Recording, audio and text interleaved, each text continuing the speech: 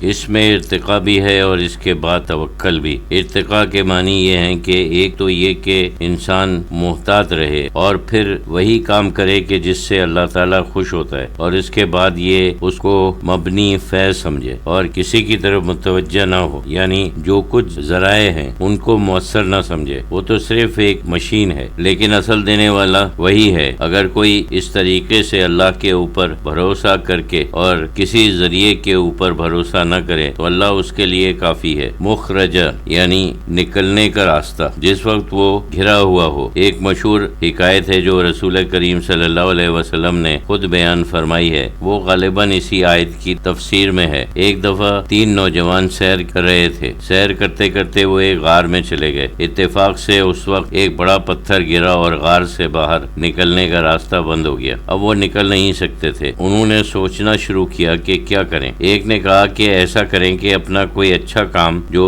ہم نے کیا ہے اس کو یاد کر کے اس کا ذکر کر کے اللہ سے دعا کریں، اس نیک کام کے طفیل جو ہم نے کیا ہے یہ راستہ کھل جائے۔ تینوں نے ایک ایک کام بیان کیا۔ ایک نے کہا کہ اس کے رشتے کی کوئی بہن تھی، اس سے کوئی بدنیتی پیدا ہو گئی تھی، لیکن عین وقت پر اللہ تعالیٰ یاد آ گیا تو اس نے چھوڑ دیا، بلکہ کچھ روپے بھی دیے۔ یہ واقعہ بیان کرنے کے بعد دعا کی کہ اس کام کے طفیل جو میں نے کیا ہے اسے اللہ اس راستے کو کھول دے۔ تو تھوڑا سا کھلا لیکن وہ نکل نہیں سکتے تھے۔ پھر دوسرے نے کوئی بیان کیا اور اس کے بعد دعا کی، پھر تھوڑا سا اور کھلا لیکن پھر بھی نکلنے کے لیے کافی نہیں تھا۔ آخر میں تیسرے نے بیان کیا کہ جو غالباً یہ تھا کہ ایک دفعہ مزدوروں سے کچھ کام کرایا تھا، سب کی اجرت دے دی۔ ایک صاحب نے کہا کہ میں پھر آ کر لے لوں گا۔ انہوں نے ایک بکری اجرت کے طور پر ان کے لیے رکھ لی۔ وہ صاحب نہیں آئے۔ اس عرصے میں بکری نے بچے دیے اور بچوں کے بچے ہوئے۔ اتنا بڑا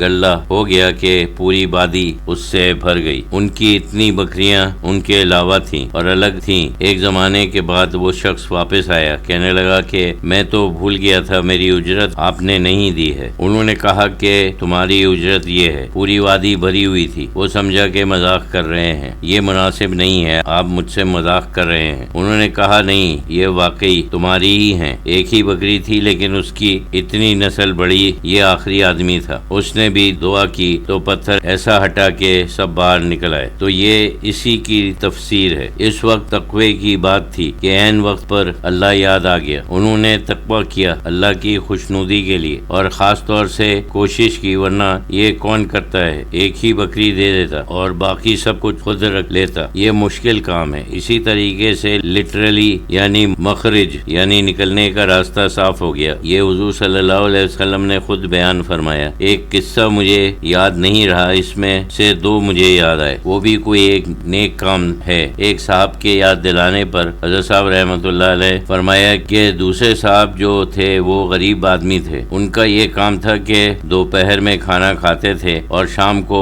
بکریوں کو دھوتے تھے اور دودھ اپنے ماں باپ کو پلاتے تھے، تو پھر اس کے بعد اپنے بچوں کو، یہ ان کا دستور تھا اور صرف دودھ ہی کے اوپر گزر بقا تھی۔ ایک دفعہ وہ دودھ لے کر آئے تو ماں باپ اتفاق سے سو چکے تھے۔ وہ دودھ لے کر کھڑے رہے، بچوں کو بھی نہیں پلایا۔ پھر صبح کو جب وہ اٹھے تو انہوں نے کہا کہ آپ کا دودھ ہے۔ ساری رات کھڑے رہے، بچوں کو بھی نہیں پلایا کہ جب تک ماں باپ نہیں پئیں گے بچے بھی نہیں پئیں گے۔ انہی صاحب نے کہا کہ اس سے یہ بات معلوم ہوئی کہ کبھی انسان سے کوئی اچھا کام ہو جائے تو اللہ تعالیٰ سے اس کے واسطے سے دعا کر سکتے ہیں۔ حضرت صاحب رحمۃ اللہ نے فرمایا کہ ہاں بالکل، مگر پہلے ایسا کام کرے تو یہ کام تو کوئی آسان نہیں ہے۔ ساری رات کھڑے رہنا کہ اپنے بچوں کو جو رو رہے ہوں اور بلک رہے ہوں ان کو نہ دینا، یہ کوئی معمولی کام نہیں ہے۔ سب کام ایسے ہی تھے، تینوں کے کام ایسے عجیب و غریب تھے۔ یہ آیت کچھ وظیفوں میں بھی پڑھی جاتی ہے۔ ایک صاحب نے کہا کہ میں بہت دیر تک سوچتا رہا کہ جو لوگ تقوی کرتے ہیں تو اللہ ان کے لیے مغفرت بھی پیدا کرتا ہے اور رزق بھی بے حساب دیتا ہے، تو پھر اب دنیا میں ایسی چیز چاہیے۔ حضرت صاحب رحمۃ اللہ علیہ نے فرمایا کہ ہاں ٹھیک ہے، تقوی کی مثالیں تھیں۔ ایک صاحب کو قدرت ہوتے ہوئے بھی اس سے فائدہ نہیں اٹھایا۔ دوسرا یہ کہ رات بھر کھڑا رہنا صرف کیونکہ اللہ تعالیٰ کہتا ہے والدین احسان، اس کی انہوں نے اطاعت کی، تقوی ہے۔ یہ بھی تو تقوی ہے کہ اللہ تعالیٰ اس سے خوش ہوگا، اگر ہم نہیں کریں گے تو اللہ تعالیٰ